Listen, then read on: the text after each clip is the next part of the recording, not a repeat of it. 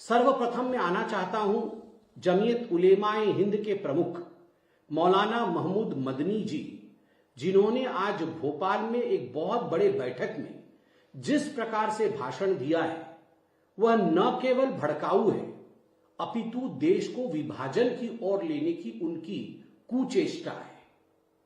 उनका कहना कि जिहाद होना चाहिए, जब जब जुल्म होगा तब तब जिहाद होगा, मुझे लगता है यह बहुत ही अनुचित शब्द है, बहुत ही अनुचित वाक्य है।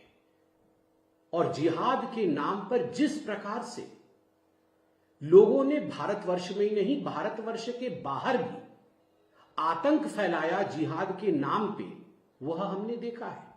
तो स्वाभाविक रूप से यह कहना कि भारत में जिहाद होगा एक बहुत ही इर्रेस्पॉन्सिबल, गैर जिम्मेदारी से भरा हुआ एक वचन है। दूसरा जो मौलाना महमूद मदनी ने कहा वह था कि सरकार के दबाव में, भारत सरकार की दबाव में भारत की अदालतें काम करती है और सुप्रीम कोर्ट को भी सुप्रीम कहलाने का कोई अधिकार नहीं है। सुप्रीम कोर्ट हमारे केसेस को एडमिट कैसे करती है? सुप्रीम कोर्ट 3 तलाक पे सुनवाई कैसी करती है? सुप्रीम कोर्ट मंदिर मस्जिद वाले विषय पर सुनवाई कैसे करती है? इन विषयों पर बोलते हुए मदनी साहब ने कहा कि सुप्रीम कोर्ट को भी सुप्रीम कहलाने का कोई अधिकार नहीं है। मैं तो सुप्रीम कोर्ट से गुजारिश करूंगा, मैं भी एक साधारण नागरिक हूं, आप भी नागरिक हैं, कि यदि सुप्रीम कोर्ट के ऊपर कोई साधारण नागरिक भी इस प्रकार की टिप्पणी करता है तो supreme court suo motu cognizance ले सकता है।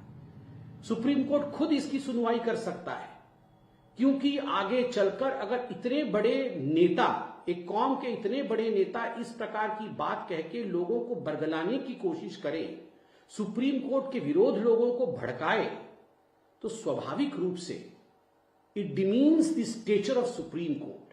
I firmly believe that the Supreme Court should take a cognizance of what Mr. Madani has said today. इस देश में सुप्रीम कोर्ट हर उस केस की सुनवाई करती है जो जनता जनार्दन सुप्रीम कोर्ट के देवड़ी पर लेकर जाती है। इसमें कौन सा हिंदू का केस है, कौन से मुसलमान के केस है, इसके तरजीह पर सुप्रीम कोर्ट कभी भेदभाव नहीं करती है। तीसरा विषय बड़े दुख के साथ मुझे कहना पड़ रहा है कि मौलाना मदनी जी ने भोपाल के अपने उस भाषण में यह भी कहा कि जो मुर्दा कौमें हैं वो झुक जाती है, वो सरेंडर कर देती है, और जो जिंदा कौम है वो आवाज उठाती है, वो आंदोलन करती है। और उदाहरण दिया वंदे मातरम का, कि लोग वंदे मातरम बुलवाना चाहते हैं और मुर्दा कौमें झुक जाती है और जिंदा कौमें झुकती नहीं है। मैं मदनी साहब को याद दिलाना चाहूंगा और कहना चाहूंगा कि मदनी साहब, वंदे मातरम किसी धर्म का नहीं है। वंदे मातरम इस मिट्टी का सुगंध है, हिंदुस्तान का सुगंध है वंदे मातरम। हिंदुस्तान की वह बोली है, मां भारती की वह बोली है वंदे मातरम, जिस बोली को अपनाते हुए न जाने कितने असंख्य लोगों ने अपना बलिदान दिया ताकि आज हम स्वाधीनता के सांस को, स्वाधीनता के वातावरण में हम सांस ले सके, ताकि हम स्वतंत्र हो सके। और यह जो साल चल रहा है, यह वंदे मातरम का 150वां वर्षगांठ साल चल रहा है। अर्थात वंदे मातरम को बंकिम चंद्र चट्टोपाध्याय जी द्वारा लिखे हुए 150 वर्ष 1875 में लिखा गया था, उसे लयबद्ध 1876 में रविंद्रनाथ टैगोर जी ने किया था। 1950 में उसे नेशनल सॉन्ग के रूप में स्वीकार किया गया था। और आज जब हम वंदे मातरम को प्रतिष्ठित कर रहे हैं, उसका महिमा मंडन कर रहे हैं, आज हम जब उसे पूरे देश में गा रहे हैं, तो इसमें जिंदा कौम और मुर्दा कौम ला करके वंदे मातरम के खिलाफ भड़काना, यह मदनी साहब और उनके साथियों का विभाजनकारी नीतियों को ही दर्शाता है। मुझे तो बड़ा आश्चर्य लगा है कि मदनी साहब ने आज यह भी कहा है कि मुसलमानों के लिए जिहाद बहुत पवित्र है और जब भी उनको लगता है कहीं जुल्म हो रहा है तो वो जिहाद करना चाहिए। मुझे लगता है इस प्रकार के शब्दों से, इन शब्दों के प्रयोग से कहीं न कहीं हिंदुस्तान की जो मूल भावना है, हिंदुस्तान का जो मूल मंत्र है, सबका साथ, सबका विकास, सबका विश्वास और सबका प्रयास, उस पर कुठाराघात होता है। मदनी साहब को इस प्रकार के वचनों का प्रयोग नहीं करना चाहिए। हम घोर निंदा करते हैं इस प्रकार के उनके बयानों का। साथ ही आज अखिलेश यादव जी ने भी कोई कोर कसर नहीं छोड़ा, भ्रामक वक्तव्यों को फैलाने की कोशिश की एसआईआर को लेकर। और अखिलेश यादव जी ने कहा एसआईआर होगा तो आरक्षण समाप्त हो जाएगा, नौकरी चली जाएंगी, महंगाई बढ़ जाएगी। मुझे तो लगता है एसआईआर के विषय में अखिलेश यादव जी को ट्रेनिंग लेनी चाहिए। एसआईआर क्या है, एसआईआर किस प्रकार होता है और एसआईआर क्यों होता है, स्पेशल रिवीजन क्या होता है, समरी रिवीजन क्या होती है, इन सब विषय में पहले अखिलेश यादव जी को राजनीति से पहले उस पर शिक्षा प्राप्त करनी चाहिए।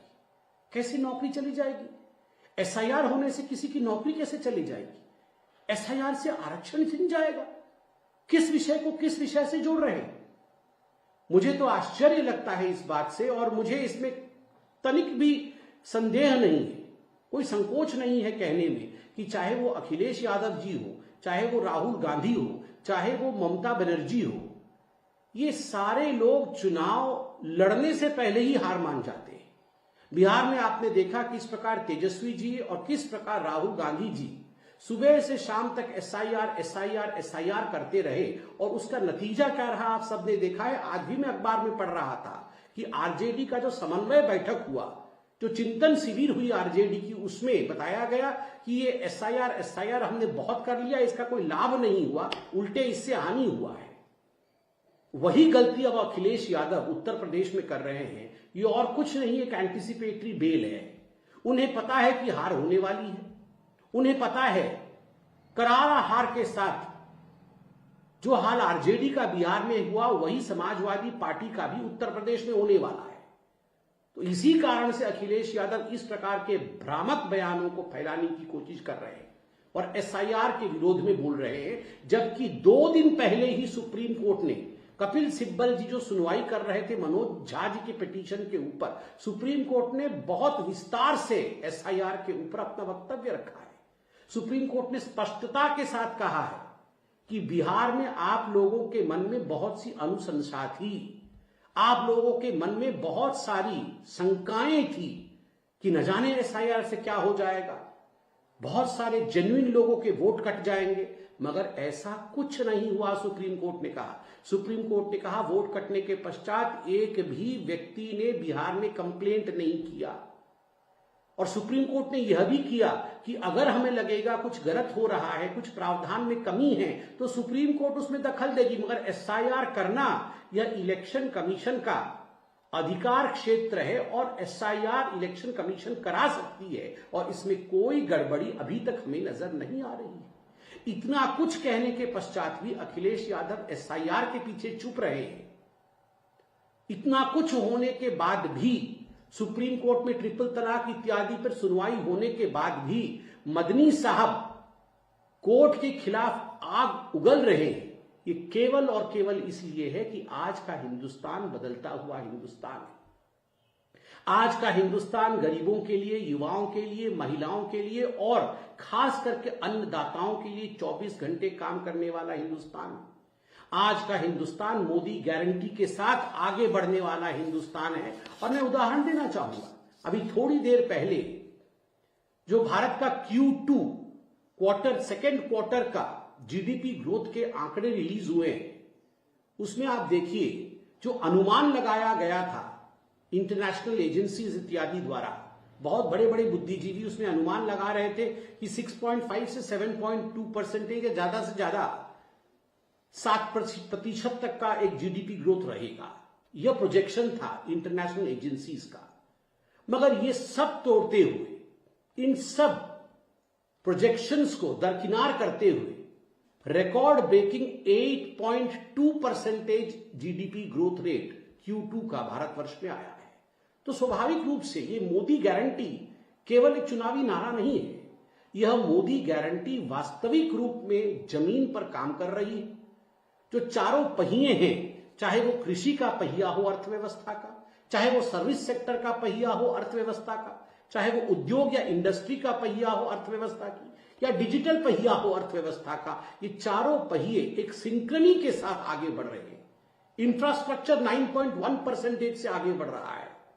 आप चिंता करिए टैरिफ को लेकर, अमेरिका और टैरिफ को लेकर जिस प्रकार की एक स्थिति यहां बनाने की कोशिश की गई थी, खास करके विपक्ष द्वारा और राहुल गांधी द्वारा, कि सब कुछ समाप्त हो जाएगा, भारत की अर्थव्यवस्था समाप्त हो जाएगी, उसके बावजूद, ये टैरिफ के डर के माहौल को बनाने के बावजूद आज जीडीपी ग्रोथ रेट 8.2% है। ये दिखाता है कि India's economy policies are set internally in such a fundamental manner that it cannot be kind of destroyed और even disturbed by external forces. जो हमारी आंतरिक शक्तियां हैं अर्थव्यवस्था की, वो इतनी शक्तिशाली हैं कि विदेशी शक्तियों द्वारा या बाहरी शक्तियों द्वारा उसका कोई भी नुकसान नहीं हो सकता है। यह 8.2% जीडीपी यही दर्शाता है। पिछले तिमाही में, जब पिछली बार तिमाही का रिजल्ट आया था, वो 7.8% जीडीपी ग्रोथ रेट था। वह भी अपने आप में एक रिकॉर्ड था। उस रिकॉर्ड को तोड़ते हुए 8.2% रिकॉर्ड पे आज हम पहुंचे हैं। तो स्वाभाविक रूप से न मदनी जी को यह अच्छा लग रहा है और न अखिलेश जी को यह अच्छा लग रहा है। और आज ममता जी के बारे में भी मैं ये कहना चाहूंगा और ममता जी से ये दरख्वास्त भी करना चाहूंगा कि वह भी हाईकोर्ट का सम्मान करें। मालदा में 2017 में जो फ्लड आया था, उस फ्लड रिलीफ का जो 100 करोड़ रुपए का घोटाला ममता बनर्जी की सरकार ने किया था, लगभग 80 पंचायत प्रमुख और जिलों के अधिकारी, सरकारी अधिकारी, ये जो आक्षेप लगाया गया था पिटीशनर द्वारा कि ये 80 पंचायत के अध्यक्ष टीएमसी के और जिला अधिकारियों ने मिलकर के मनी साइफन किया है। 14,000 लोगों को मुआवजा देना था 100 करोड़ रुपए का। उनके पास, उनके अकाउंट में ये पैसा नहीं जाके दूसरे के अकाउंट में टीएमसी ने ये पैसा ट्रांसफर किया ताकि यह पैसा टीएमसी के पास आए।